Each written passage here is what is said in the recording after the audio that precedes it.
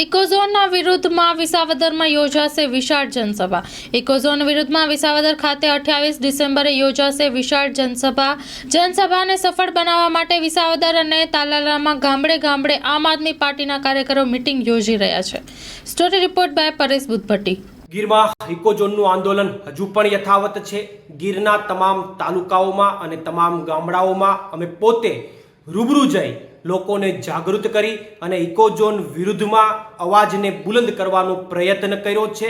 સાથે સાથે ઇકોઝોનની લડાઈને હજુ પણ વધારે મજબૂત બનાવવા માટે આગામી 28 ડિસેમ્બર અને શનિવારના બપોરે 1 કલાકે વિસાવદરના મોટી મોણપરી ગામ ખાતે સરદાર ચોકમાં એક વિશાળ જનસભાનું આયોજન કર્યું છે।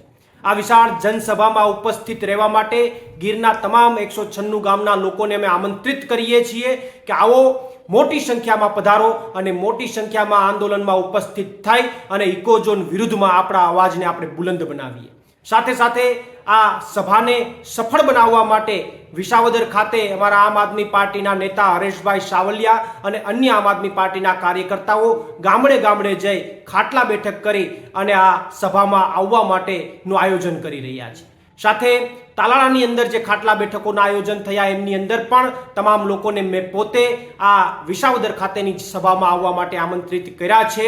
ત્યારે અમને સંપૂર્ણ વિશ્વાસ છે કે ખૂબ મોટી સંખ્યામાં ખેડૂતો ઉપસ્થિત થશે અને ઇકોઝોન વિરુદ્ધનો જે અવાજ છે એ હજુ પણ વધારે મજબૂત બનશે।